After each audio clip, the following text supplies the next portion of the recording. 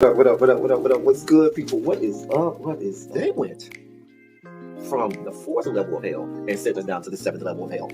Why? Because then you got Kwanzaa pulling out her titties. The whore pulled out her titties. And these whore bags over here started feeling and fondling on her tits. What? I don't have it to do with you. Girl, you can go over there, rant and rave. Girl, you can shake all your rainbow bright hair all you want, dear one. I'm not doing this. I'm not doing this with you, dear one. I'm not doing this with you, dear one. I don't have nothing to do with you, and I'm done. Baby, you can scream my name from the rooftops from now till Jesus come back. I'm done after this. Introduced to Tick's Meat. Do you see what I see? Did y'all really let, hello, casting, wardrobe, y'all let him roll up out of wardrobe with these fans on, giving us all of this, thinking we were not going to see it? We have been waiting with bated breath and anticipating all season long for the slightest glimpse, and y'all just put it out there this episode in all of its magnificent glory. Listen, that young man said, baby, you ate on this first date, you giving up the cooch on the first date, okay? Well, you gonna run me my coins.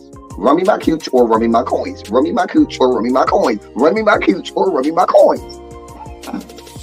That's our new theme song.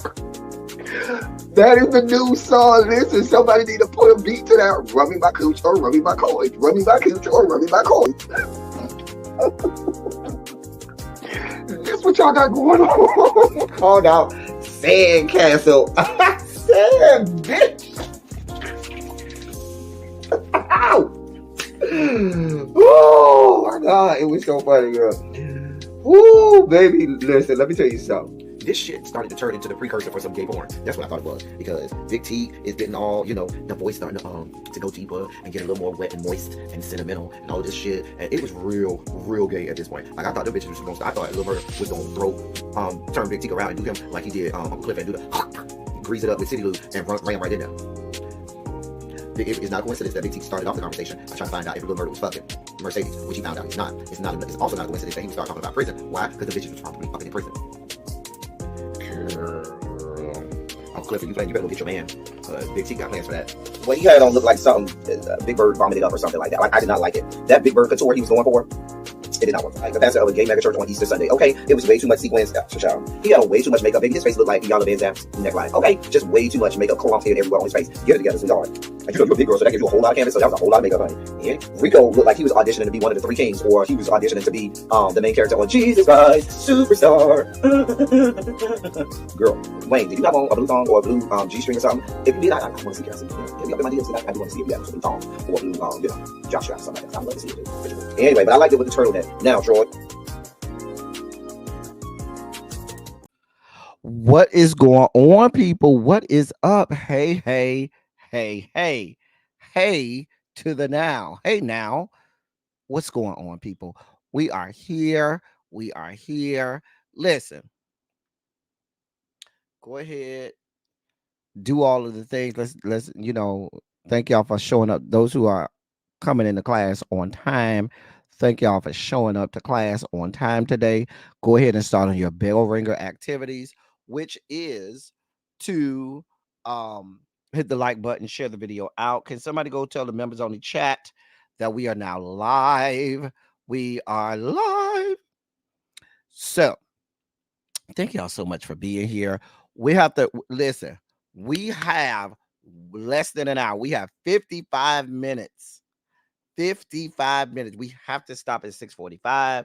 Really B has a special guest tonight. I promised her that I would do everything in my power to get out of here by 6:45. So let's get started. Programming note, a couple of y'all are new members. If you got a member emoji or icon next to your name now, many of you all did not send me a message on Instagram so that you could be added to the members only chat.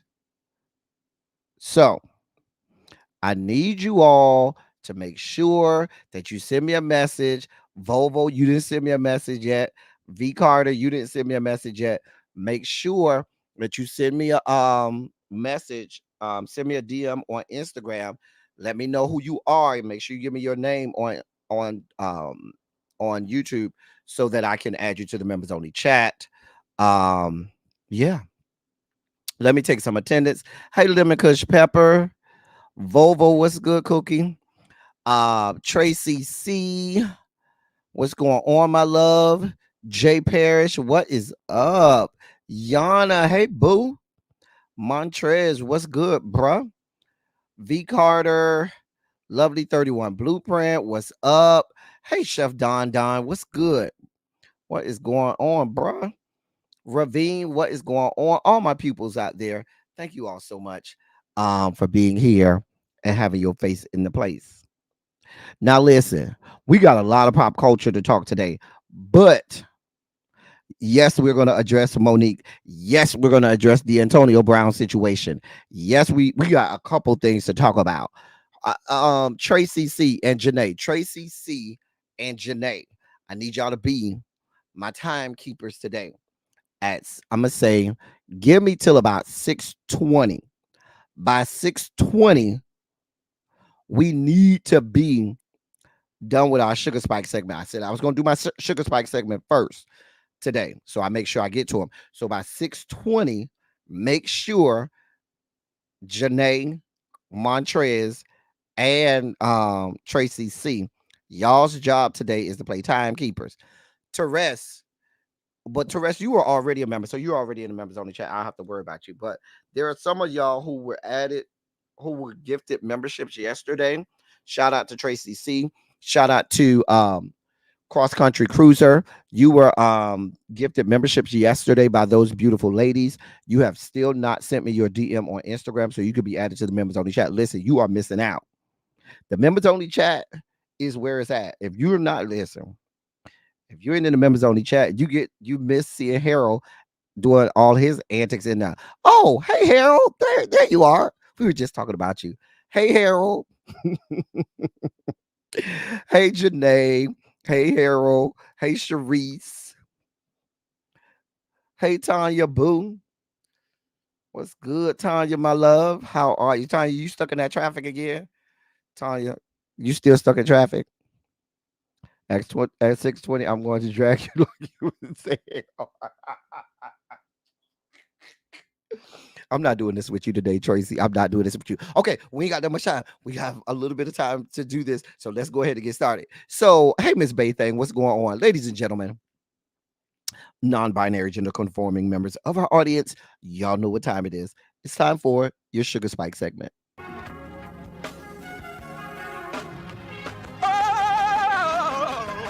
Oh, God.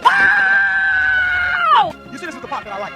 Major sugar spike. So long, well, I want to fight. Daddy gave his only begotten son. Major sugar spike. And shall ever believe. Major sugar spike. They shall not perish, but have everlasting life. Taste the biscuit. Jesus! I wish somebody help me. Jesus. Listen, Tracy, don't come for my throat. You don't know me or my life. You don't know me or my life. All right, Volvo, I just added you to the members only chat. Brace yourself. Hold on.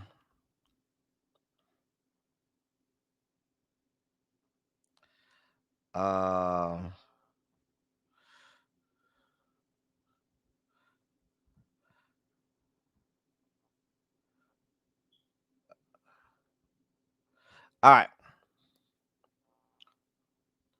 All right.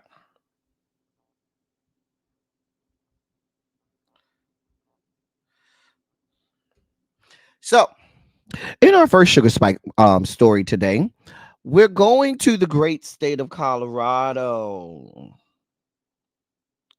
We're going to the great state of Colorado. In the great state of Colorado, I believe we reported on this incident. It happened back in 2020. And I'm almost 1,000% sure I remember talking about this. So it was the story of Colorado police who forced black girls to get on the ground at gunpoint, handcuffed them at this traffic stop. It ended up being the wrong vehicle and ain't nothing happened to those cops. Let me read this to you real fast. A black Colorado mother, her daughter, sister, and two nieces who endured a traumatizing ordeal of mistaken identity at the hands of the Aurora Police Department in the parking lot of a nail salon in August 2020 have reached a $1.9 million settlement following a lawsuit against the suburban Denver city and its officers.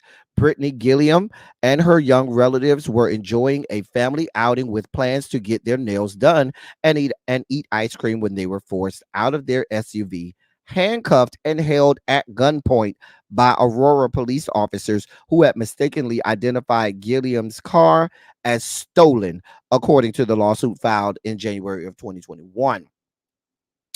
The lawyer for the Gilliam family, David Lane, announced the settlement Monday. Uh, yeah, he announced the settlement Monday. His name is David Lane. In a statement, he wrote, quote, hopefully this settlement will lead to changes in how police departments handle situations like this in the future, end of quote. It won't. Gilliam's daughter was 6 years old, her sister was 17 years old, and her nieces were 12 and 14 at the time of the incident on August 2nd, 2020, during which officers forced them to lie on their fronts on the parking lot's pavement. Body camera footage obtained by by news outlets show all of this happening. I've seen the body camera footage, and I think we showed it at that time. The high temperature in Aurora that day was 85 degrees Fahrenheit. Gilliam and the two teenage girls were handcuffed, and the family was detained for over 2 hours. The Aurora Police Department said after the August 2nd, 2020 incident, which was captured on video, that a license plate scanner indicated Gilliam's Colorado plate matched a stolen vehicle, but the alleged stolen vehicle was a motorcycle with Montana plates. And that's what's in the lawsuit. The lawsuit says, quote, Miss Gilliam repeatedly asked officer to show officers the defendant to show officers her registrations, which would have immediately revealed that her vehicle was not stolen, yet none of the officers permitted her to undertake this simple action. End of quote. The city of Aurora confirmed the settlement in a statement to news outlets. The police department remains this is what a spokesperson for the city said. The Aurora Police Department remains committed to strengthening the relationship between the community through accountability and continuously improving how it serves the public. End of quote. Really? The settlement funds will be divided equally among Gilliam and the girls, with the younger girls' portion being placed into annuities to grow until they access them in at the age of 18. Just a mess. The officers named in the lawsuit apologized for the incident that day after it occurred, but they apologized through statements on social media.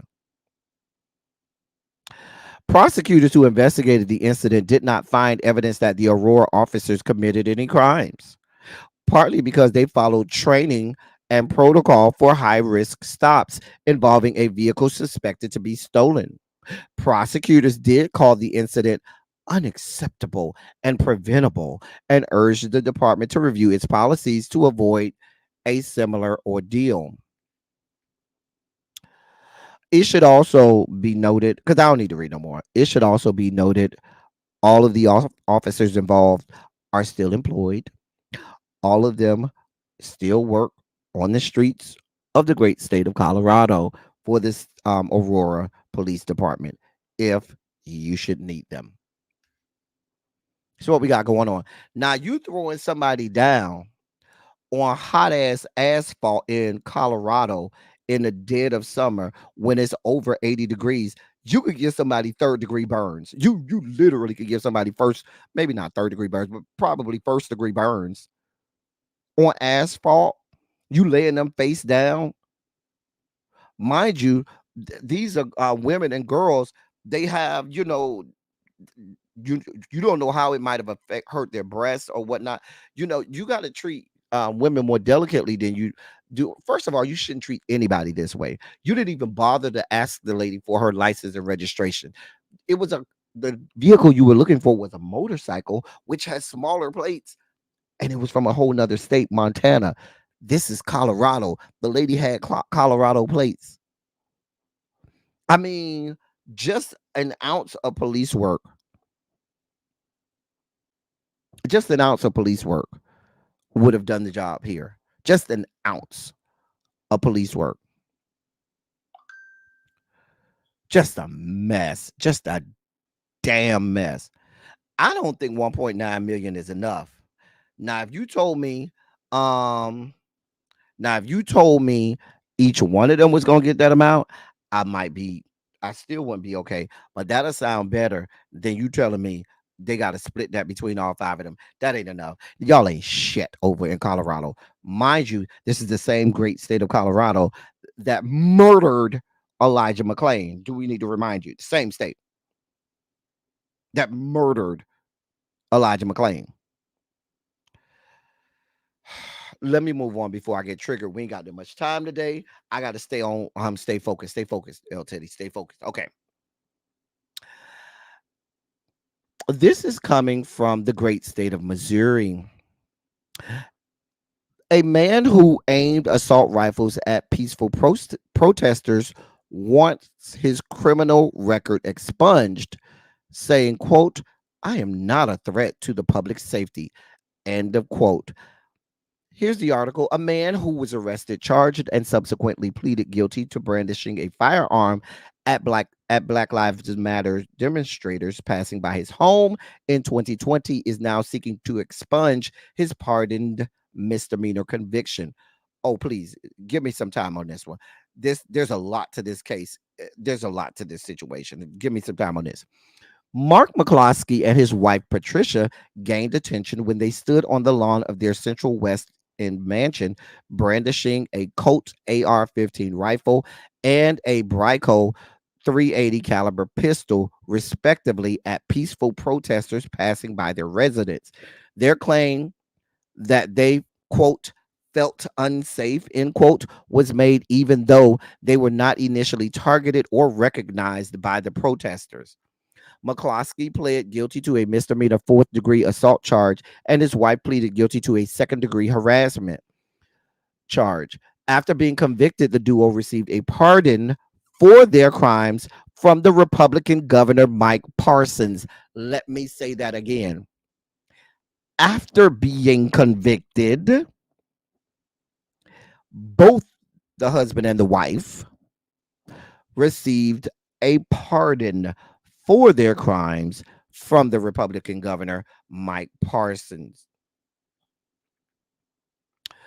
Fast forward two and a half years later, last month, I should say, January 23rd, a lawyer has filed a 2-page petition to expunge the sole charge of misdemeanor assault from his record in a St. Louis circuit court. That lawyer being the man that held that AR rifle at Black Lives Matter protests and was pardoned ceremoniously by the governor. In his filing, the personal injury attorney highlighted that he has kept a clean record over the past year. Additionally, he contends that he fulfilled all the court's requirement, including settling the fines linked to the offense, and should have his record clean because of his good behavior. Quote, my habits and comment and conduct demonstrate that I am not a threat to the public safety of the state. End of quote. He went on to say that the expungement is consistent with the public welfare and the interests of justice warrant the expungement itself. End of quote. So he's trying to get the his criminal record expunged. Oh, it gets better. The motion also asks for $872.50 in total fines he had to pay to be reimbursed to him, something he has been trying to get done since he filed a lawsuit against the state, against St. Louis Sheriff Vernon Betts and Mayor Tashara O. Jones in 2021, and in which the request was denied. So he's trying to get the money back that the court ordered him to pay. He already didn't have to do no time because the raggedy ass, racist ass Republican governor pardoned him. But so he wants his money back. He wants his record expunged. And basically, he wants as if this never happened. He wants to make it as if this never happened.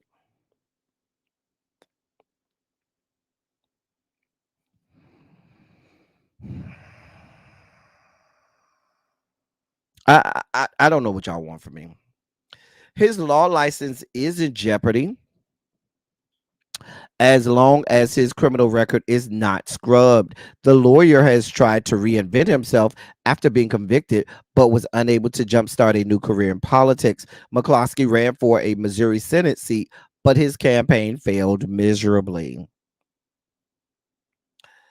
If a St. Louis Circuit Court judge approves the filing, it would result in the sealing of his conviction records.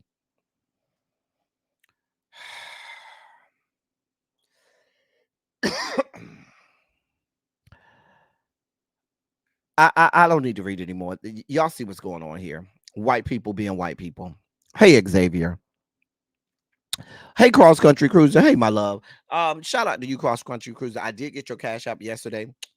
Thank you, my love. Thank you so much for your Cash App yesterday. And thank you for gifting 5 memberships yesterday. But y'all see what's going on here. Would I be surprised if he does go ahead and get his record expunged? I would not be surprised. These are the yet to be United States of America.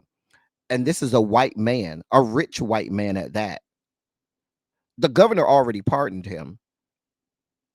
So him brandishing an AR rifle and threatening black people protesting, not even bothering him, is no problem. All he cares about is his career that's now in shambles. You did that, sir, not us. Go with God. Go with God. Let's move on in more sugar spiky news to the great state of Georgia. Let me read this to you. A grieving Georgia mother said she feels like she lost her son twice. First to a tragic drug overdose, and then to the negligence of a mail courier company that lost his ashes during a recent shipping. Tanjanika Lee is the name of the mother. Her son's name is DeAndre, who was only 15 years old when he overdosed from a fentanyl cocktail in 2020. After memorializing her son's life, the family had the teen's body cremated and then placed his ashes in a box until a custom urn could be made. However, the ashes were never transferred into a personalized urn. Years after his death, the mother, who lives in an Atlanta suburb of RYM, shipped the ashes via UPS to a sister in Connecticut who was making the urn. The shipment was sent at the start of January 2024 with a promised delivery date of January 10th, but it never arrived. Despite all tracking efforts, it became evident that DeAndre's remains were lost in transit, and the mother is heartbroken. The mother said, quote, "If you ask me, it's just like a repeating nightmare," end of quote. And that's what she told news outlets. While the mother was upset, she attempted to figure out what happened to the ashes, calling the police to try to open an investigation, and then filing a missing package report with UPS, returning to the facility where she mailed the package. Quote, "I went inside the store and pulled cameras from January 8th, and they came back and they came back out to tell me that the package actually had left their facility and it was nothing they could do about the missing package. End of quote. That's what the mother said. A customer service rep told the mother that her parcel was last tracked to a UPS distribution center in Connecticut. The mother said in an interview to news outlets that she was going to travel to the state of Connecticut and look for the remains herself. She has taken to her Facebook to garner support from family and friends, replacing her profile picture with the UPS logo. She also posted receipts and the tracking slip, which showed something was wrong in the delivery process. UPS offered her a check of $135.16. They did not deny that DeAndre's ashes were lost, but they felt that $135.16 was enough to compensate her for said loss. The corporate office said that that is their compensation for the package never arriving. And that's according to the UPS corporate office. She said, I don't want no $135 check. I want my son's ashes back. End of quote. Listen, I don't need to go no further. Y'all see what they think about this lady and her child.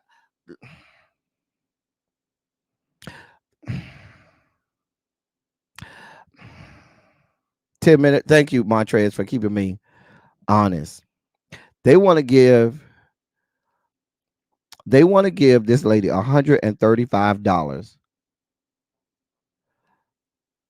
for her son's ashes. Child, a mess. Let's move on. I got one more sugar spike story. I can make it. I can make it. This comes from what state? This is the great state of Texas. Where else would we be? Florida. Anyway, Texas is the first cog in the holy trinity of racism, bigotry, and discrimination. Here's the headline. Mother of 14-year-old student says he got enough THC at school to put him in the hospital for 3 days. This is out of Conroe, Texas. 14-year-old Jaden Lucas had only been enrolled at Moorhead Junior High in Conroe for 28 days. He left there last Thursday in an ambulance. Quote, he might look like your average 14-year-old, but he doesn't process what your average 14-year-old processes, end of quote, said Jaden's mother, Jessica Murray. She described her son as mentally and developmentally delayed. She went on to say, quote, the second week he was there, kids were throwing food at him in the cafeteria, end quote. She says last Thursday she dropped Jaden off at the school at 7:15 a.m. and at 8:45 a.m. she got a call from the school. Quote, that my son was found outside non-responsive, pale white, vomiting, and I needed to get to the school immediately, end of quote. That's what the school told her. She says 2 ambulances and 7 paramedics were at the school when she arrived. Quote, I had to yell his name 3 times just to get a mumbled word out of him, end of quote. That's according to the mother. She says school officials told her at least one student gave Jaden homemade THC gummies and had him use a blinker, which is a marijuana filled vape. Quote, they were peer pressuring me a lot, so I tried it, end quote. And that's a quote from Jaden himself. The mother went on to say, quote, they were laughing at him all through the school. He's vomiting everywhere, stumbling. No adult noticed him inside the school in that condition. And then he walked out of both double doors in front of the office outside where he was found 11 to 14 minutes later. End of quote. The young man Jaden went on to say, quote, it made me feel like I puked up all my body weight, end of quote. He spent 3 days in the hospital. His mother says the principal and vice principal have been giving her conflicting stories about how many students were involved and if any disciplinary action was taken at all. It doesn't appear other parents were told about the ambulances and apparent drug use at the junior high school. Quote, he can't go back to that school because he's just a target for these kids, end of quote. And that's according to the mother. When asked, when the news outlet asked Conroe ISD for a response, the news outlet was told, quote, due to student privacy laws, we are unable to comment at this time, end of quote.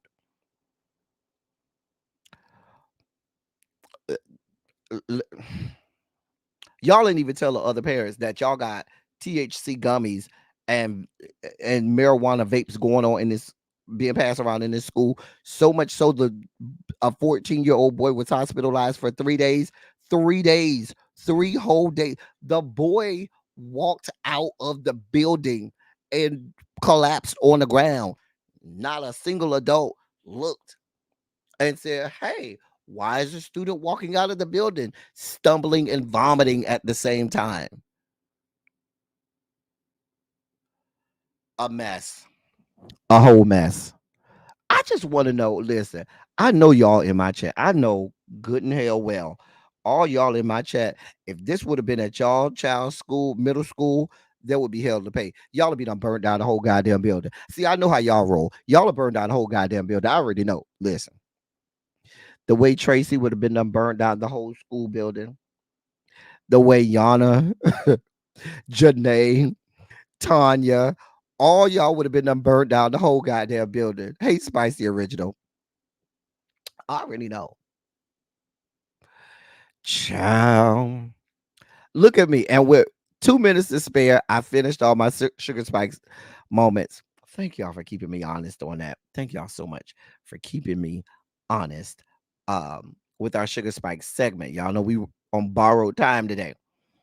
I can't spend as much time. All right, here's our Black History moment. Little known Black History moment of the day. It's Black History Month. Gotta do our Black History facts. So I bring to you, and mothers of gamers, give your gamer child, be it boy, girl, non-binary, give them the name Jerry Lawson. Who is Jerry Lawson? Jerry Lawson is a black man, and he pioneered home video gaming. In the 1970s, he helped create the Fairfield Channel F, which was the first home video gaming system with interchangeable games. He's a native New York, out of New York. He is one of the few African American engineers who worked in computing at the dawn of the video game era. Um, this happened in the mid 1970s. He helped create the Fairfield Channel F, which was a home entertainment machine that was produced in 1976 by Fairchild Semiconductor, where he worked as a director of engineering and marketing. Only years earlier, Mike Markula, a co-founder of Apple Computers, had headed the marketing department for that same company.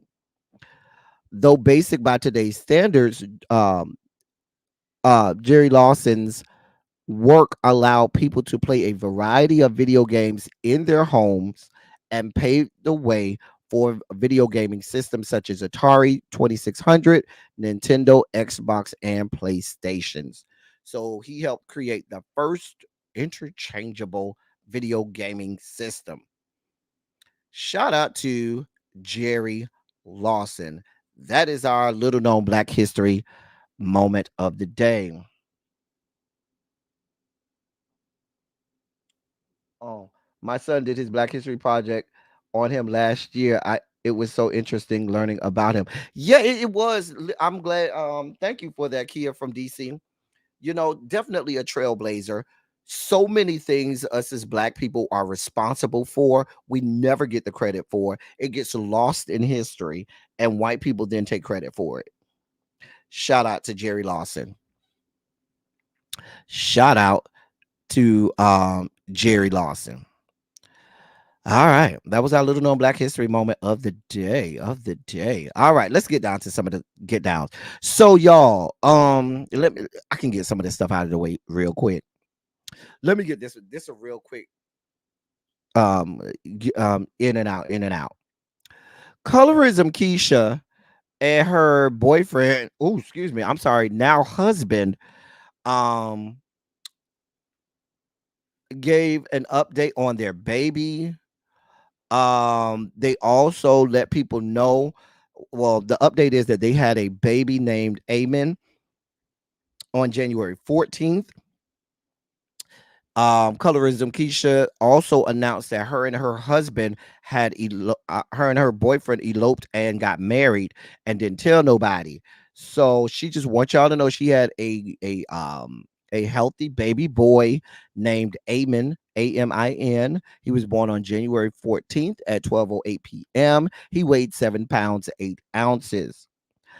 I don't know if he'll be called dark skin Amen, light skin Amen, brown skin Amen, but we call his mama Colorism Keisha. Her husband name is Coca Vango, whatever his name is. I don't know these people. I know she and him were on Love and Hip Hop one season or whatever. Remember they were on Love and Hip Hop or whatnot one year. Anyway, Colorism Keisha wants you to know that she has added to the gene pool and will be teaching her wonderful son all things involving colorism. Because when you're named light skinned Keisha, you're not light skinned at all. What else do you expect me to think that you're going to teach your child? Right. Congratulations to Colorism Keisha. Oh, Vango like mango. Okay. Coca Vango. There we go. Thank you, Xavier. Anyway, in other news of the day,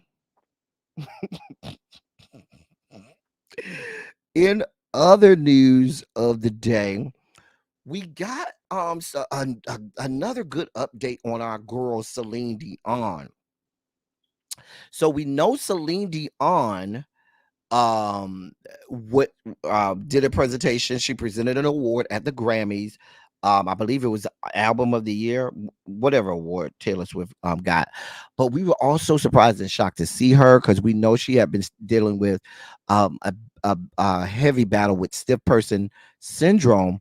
So then we got a video today that shows her singing backstage with I don't know the young lady, but she was backstage singing with an artist back there. And it was so comforting. Now she wasn't out there belting it, it was just a little, a little something, it wasn't too high, wasn't too low, just right in, something real good. But the fact that she was able to, sing a little bit and things like that is very promising, because she talked about she didn't know if she would ever be able to sing again. And when you have such great voices, you hate for them to be silenced. I'll give you a perfect example. Julie Andrews, who we all know from The Sound of Music, who we all know from Mary Poppins.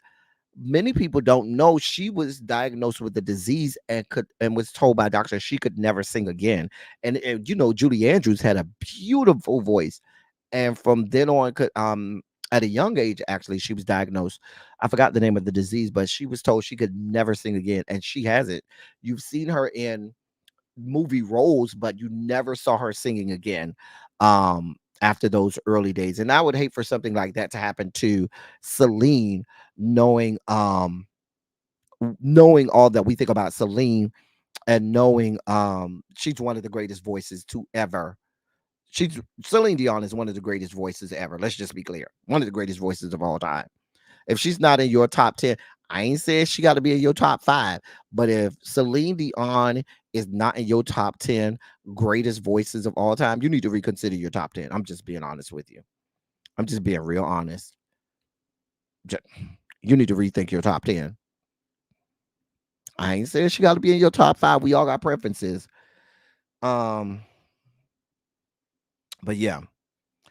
Anyway, yeah, I've seen her too, V Carter. If you've never seen Celine Dion in concert, you're missing out. The woman sings down. down. In other news, because we're pressed for time. Let's get to these two. Snoop Dogg, and Master P. They are suing Walmart, and they're suing the Post series, the Post, which is the company that makes all of the cereals and stuff. So they're suing them, saying that for allegedly sabotaging their cereal sales. And this is coming from CBS News. Walmart and Post Consumer Brands, according to Snoop Dogg and Master P, undermined their cereal brands by making their cereal brands unaffordable, by keeping them hidden in stock rooms, and they have filed a lawsuit.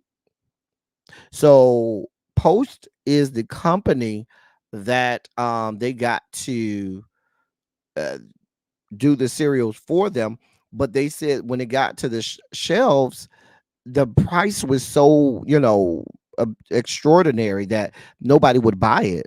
And then the marketing for it was bad. We know this is par for the course. White companies been doing this to black people since time immemorial. Let's just be clear. They've been doing this to black companies from time immemorial. This is nothing new. Post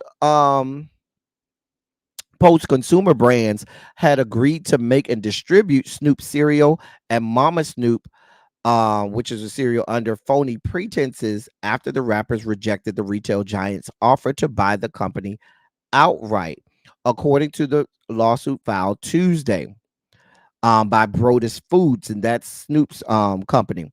The cereal brand Foods was founded by Snoop and No Limits record founder Master P. They founded this company together to pass on to their kids. After entering a profit sharing agreement with Post Consumer Brands, making and distributing the cereals, Snoop and Master P found, quote, Post was not on board with their goals and dreams and had no intention of treating Snoop cereal equally as its own brands, end of quote. And that's what they put in the complaint that was filed in Minnesota's Dakota Country District Court, where Post Consumer Brands is headquarters. I believe all of it. You ain't even got to tell me. I believe all of it. They said that the cereal was priced at more than $10 a box. $10 a box for the cereal. They went on to say many Walmart store. This is according to the complaint. Quote, many Walmart stores showed online and in the Walmart employees in-store application that Snoop cereal was sold out or out of stock. However, upon further investigation by store employees, each of these stores had several boxes of Snoop cereal in their stock rooms that were coded to not be put on the store shelves. End of quote. So not only were they charging $10 a box, they had the inventory but coded them in a way so as to not have them put on the shelf. A mess. A mess. A mess. Whenever, and see, the thing about it is, you hear white people saying all the time, black people need to pull themselves up out of bootstraps. Oh, we need to be entrepreneurs. We need to do this. And we do these things and we try to do right by these things, by these entities and these corporations, and they still find ways not to make the playing field equitable. It's not a level playing field. They don't give a shit. So, and they know, Tracy, nobody's paying $10 for a box of cereal. First of all, we know black people are going to be the ones that's buying this anyway. Cereal is always geared toward children. They, market cereal toward children. If a child tells their mama, I want the Snoop cereal, and the mama go over there and look at that Snoop cereal and they say $10, she's gonna be like, baby, you ain't getting no Snoop cereal today. They ain't got no other cereal. You won't be getting that today, not for no $10. Who's paying $10 for a box of cereal? A mess. A mess. Just a mess. A mess. Wait a minute, Just Patches. Wait a goddamn minute. Now y'all see how Just Patches do this all the time. He roll up in my chat. just roll up in my chat, say hey to everybody, never even acknowledge, hey L Teddy, how you doing? What's going on, bro? You all right? He just roll up in here, talk to everybody, don't never say nothing to me. That's why he be getting timed out. We go ahead and give him a 10-minute time, 10-second timeout. He don't care about me. He just roll up in my classroom talking to everybody. Hey, everybody, just roll up in my classroom talking to everybody, interrupting my lesson. Anyway, I ain't even got time to deal with Patches right now because I'm crunched for time. I have 14 minutes. All right. Our three big stories of the day. No, we got two big stories of the day. Three big stories. Top story of the day: Monique didn't decide to go on Club Shay Shay and lose her goddamn mind. Now, I have not looked at the entirety. I haven't looked at the whole interview yet. Just gonna be honest. I'm gonna tell y'all, I haven't watched all 3 hours because I have a day job, and but I saw certain parts of it. Child, they said at one point it was like 90,000 people in the chat at some point. So this is gonna be another one that gets up to like 50 million. But I saw the part where she talked about how her issue with Oprah started. I saw the part where she talked about Tiffany Haddish, where she drugged Tiffany Haddish. I don't have nothing for Tiffany Haddish. Tiffany Haddish came at Monique. Monique came back at her and drug her. Girl, I call it a wash. Tiffany Haddish, you spoke on that woman's husband, and Monique gave you two to the head, three to the body. I call it a wash. But they say she talked about Tyler Perry as well. I ain't seen that part yet. They say she talked about Kevin Hart. I ain't seen that part yet. I ain't seen all of the parts she talked about Oprah either. But Monique, I did see the part about Oprah. I'm gonna speak briefly on the Oprah part. Let me say this. She claims that her issue with Oprah started because Oprah um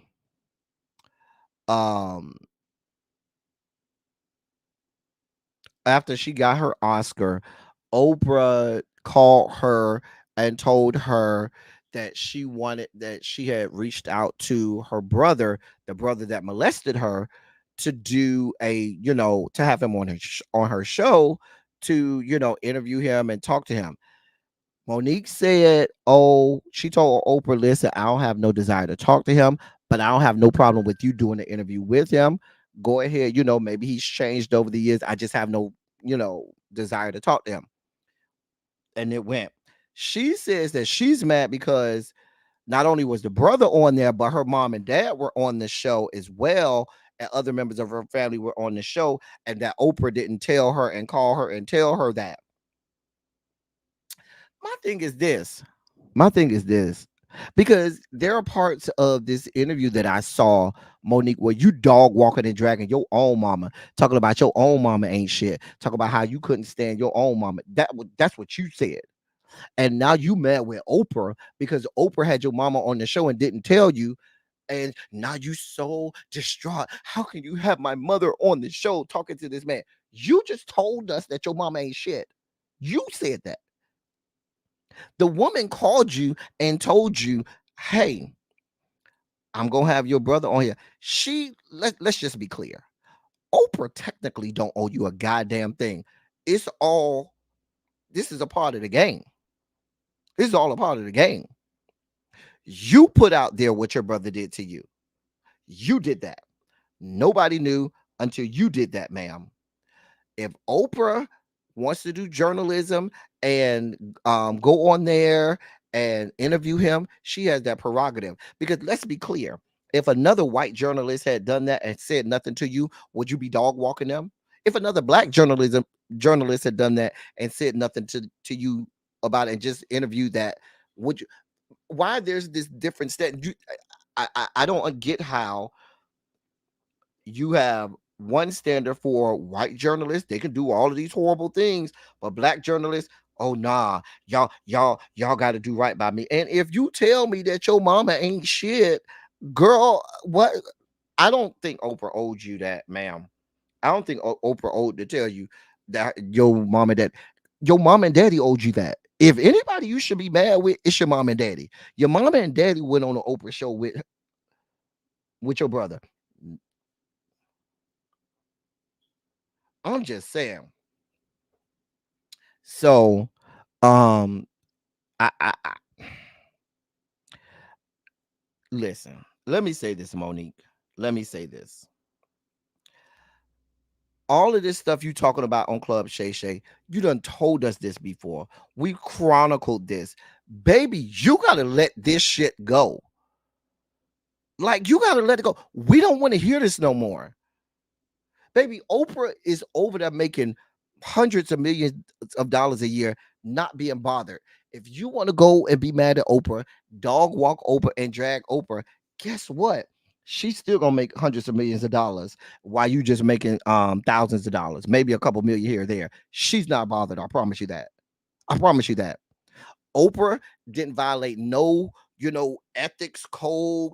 Oprah ain't owe you a goddamn thing and still don't owe you nothing to this day. I don't know why these, it's so many people out there, especially within our community. They make all of these, um, you know, uh, put all these things on Oprah. Oprah should have did this. Oprah should have did that. Oprah should have. Girl, that woman don't have to do none of that. None of it. Now, I hear what you're saying, child, please stop. But at the moment, Oprah did do the right thing. She called you. She said, I've reached out to your brother. He's willing to come and interview. Would you have a problem with me interviewing your brother who molested you? At the moment that Monique said, I don't have no problem, Oprah, go ahead and you can interview him. All bets are off at that point. You said it was okay. And like you said in the interview, maybe he did change. Maybe he's, sought counseling for that, went to God on it or whatever. But baby, you got to let it go. You got to let it go.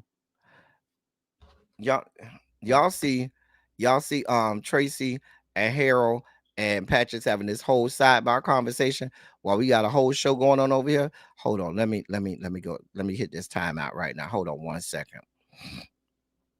Let me do this quick timeout real fast. Hold on, y'all. Hold on.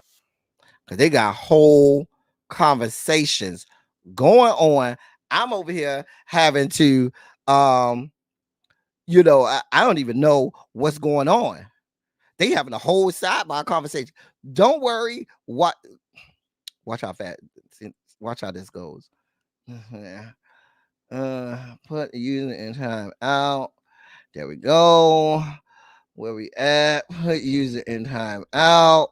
Cause they got my class out of order. They all out of order in my damn class. Got whole sidebar conversations going on, and I can't even get a word out. I don't even know what's going on. I don't even know what's going on. Put them in time out real fast.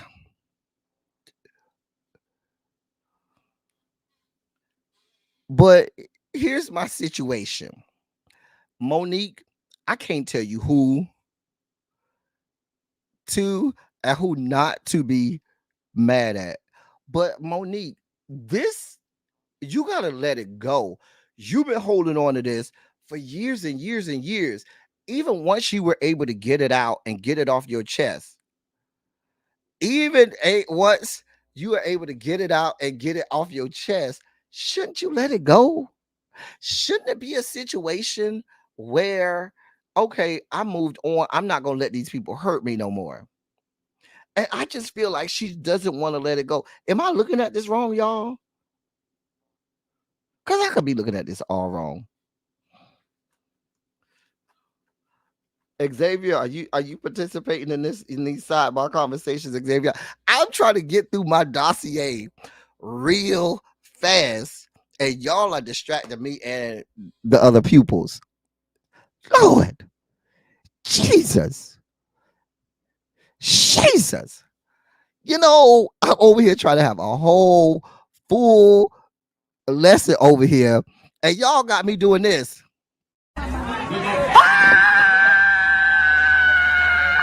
Holy Ghost call my mama shy. Jesus. I wish somebody help me. Jesus. Now let's be clear. Now I hear what you're saying, Rabin, but let's just be real clear. Let's be real clear, Monique. The business is the goddamn business. If you know Oprah is holding the purse strings, if you know Oprah is holding the purse strings, then what needs to happen is that might not be the person whose throat you need to go after. If you're saying that Oprah cost me millions of dollars, well, you went and poked the bear. Oprah did you a solid. Even if you were upset, you should have held that. Said, you know what? I don't want to. I don't want. I'm trying to secure the bag. We've all been there in work. Certain people we want to cuss the fuck out. They done pissed us off. They done did us wrong, and we want to go in and let have. But because we know, yeah, that's not the person who I want to do that to. Because if I do that to that person, that could cost me money on the long in the long run. So you made the calculated decision that because Oprah pissed you off so bad, you finna come at Oprah's throat, and according to you, that cost you millions of dollars. You had to know that. You gotta know that if you're gonna go up against Oprah, this is not gonna go well for you. You have to realize that. That comes with the territory. You decide, um, you decide that you want to come at Oprah's throat, thinking there was gonna be no backlash, thinking that there was gonna be nothing. It's fucking Oprah Winfrey. I'm just saying. You need to let it go, Moni. This whole we all going on Club Shay Shay to empty our guts. What comes out of it?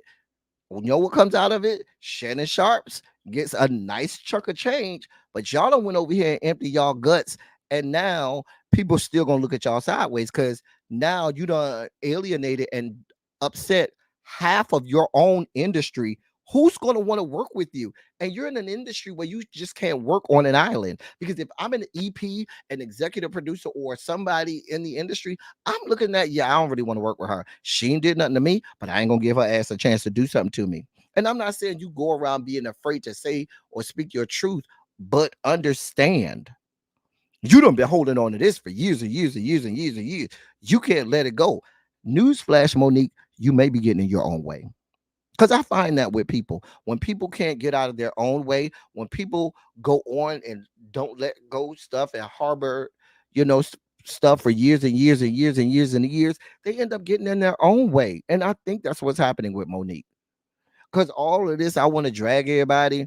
Girl, you might get another show or two here or there, but please don't think that you'll ever be in the same stratosphere as a Oprah or Tyler. And don't come at me saying, I ain't trying to get that big. Yes, the fuck you are. You're in the fucking entertainment industry. You want to make money. You want lights, camera, action. You want your name and headlights like everybody else. That was your whole contention with the whole Netflix situation. Remember that? So don't tell me you don't want to be that big. Don't tell me you don't want those lucrative contracts. Don't tell me you don't want to be a member of the Three Comma Club, because you do. But you're not doing the things that it takes to get you there. I'm just saying.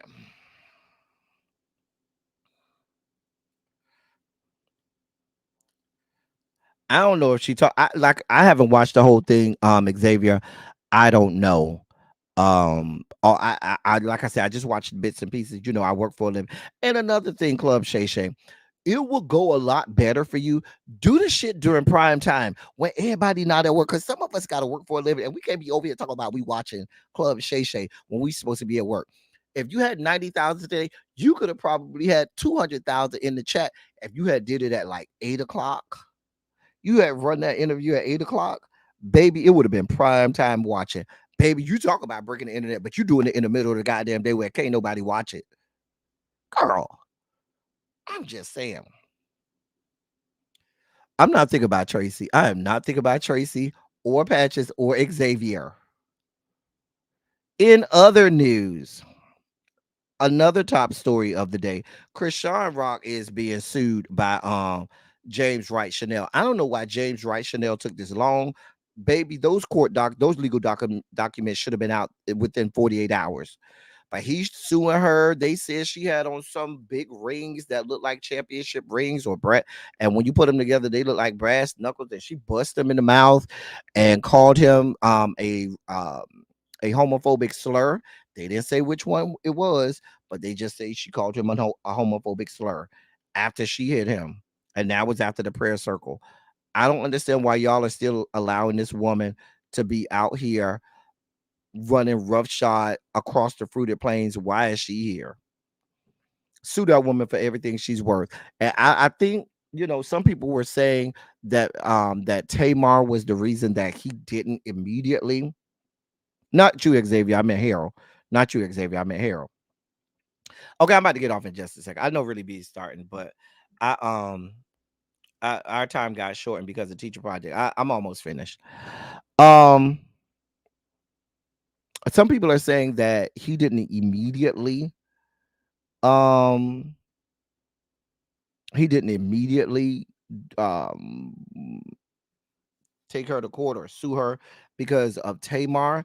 Baby, Tamar wouldn't have been able to stop me from doing shit. Tamar wouldn't have been able to stop. Baby, within 48 hours, you done bust my lip open. You done, called me all types of homophobic slurs. Baby, it's nothing I can do for you. Nothing I can do for you. It's nothing I could do for you. Nothing. Nothing. I didn't think about you, Harold. I'm not thinking about you. What do y'all think? I don't know. I think it took too long. In our last story of the day, apparently there's a Instagram thought and skank by the name of Selena Powell. I don't really know her like that, but apparently she was dating Antonio Brown at some point. She's joined the likes of Chrisean Rock and other chicks and has had Antonio Brown's face tattooed on her face. So she has his face tattooed on her face or on her cheek. What is this with getting international fuckboys tattooed on your body? I just don't understand that. Is there anyone who you would get their face or likeness tattooed on your body? Like, I wouldn't get these. There's not a single person, alive or dead, whose face I would get tattooed on me. Damn sure wouldn't get it tattooed on my face. On my face? I told you I don't trust nobody who has a tattoo on their face. Anybody who has a tattoo on their face, I don't trust them. I don't know this Selena Powell chick. The pictures are out there. Um, they both Brittany said they both look like they'll take baths. I could see that. I could see that. Anyway, before I get out of here, I want to put this up. One of my great friends, who I've known for probably like 25 plus years now. His book just came out today. I got mine yesterday. Actually, it came out yesterday. It's called How the Boogeyman Became a Poet. It's by my great friend Tony Keith. It's you can call it a pseudo memoir, I guess you would say. And this first installment covers his period, end of high school and into college. I am included in portions of this book. I just started reading it today. Not I'm gonna get an L Teddy tramp stamp, but he already told me, yes, you're in the book. When he and I met, his freshman year in college, and I'm in here, and they're instrumental. We're great friends. But I'm so proud of him. If you do get a chance, the book is called How the Boogeyman Became a Poet. It's already getting rave reviews. It's predicted to become a bestseller really quickly. And it's already, he said, he called me today and said the distributors are already saying that they're running low on it anyway, and they already have to do reprints. So I'm very proud of him. It's not sexual at all. You can have you can have a teenager. It's for teenagers all the way through adults. One of the one of the commentators or critics who critiques books said that one of the great things is it's for a teenager and their parents, so parents can read and enjoy it just like that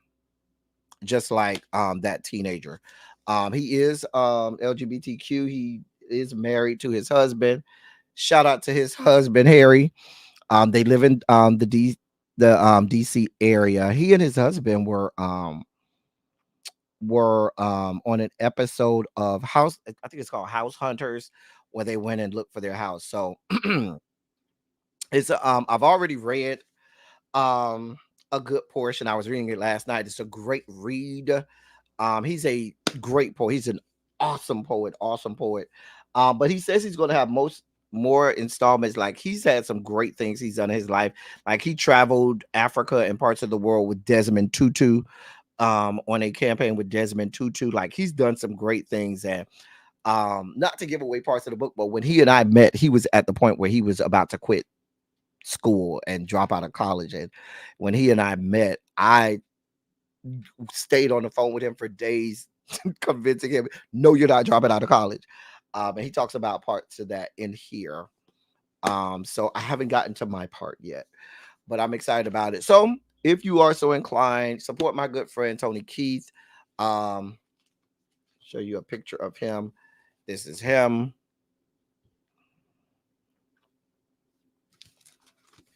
So if we buy the book on Amazon, can you get him to sign us? I'll listen. I cussed him out because he told me he has a special copy for me, but I wanted to get my own copy. So I told him, I called him, I said, I have no inscription on him. You didn't say. He said, I have one for you. He was like, don't worry, I have one for you. I said, okay, because I need my signed copy if I'm included in the book. He did change the names of everybody involved. But he already told me what my name is in it. So that's good. Anyway, shout out to my good friend Tony. I'm about to get y'all out of here. I know Really B is live.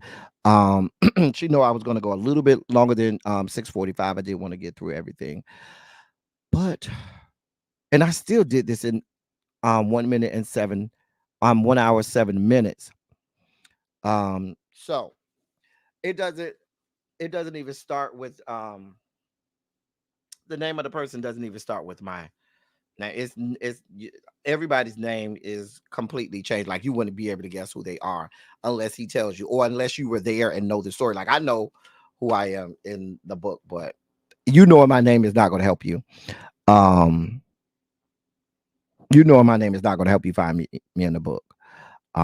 Maybe I might do that on Members Only, where we talk about the book and where I am in the book. So there might be a part of our next Members Only live. This is the book. I'm sorry. How the Boogeyman Became a Poet, and it's by my good friend Tony Keith.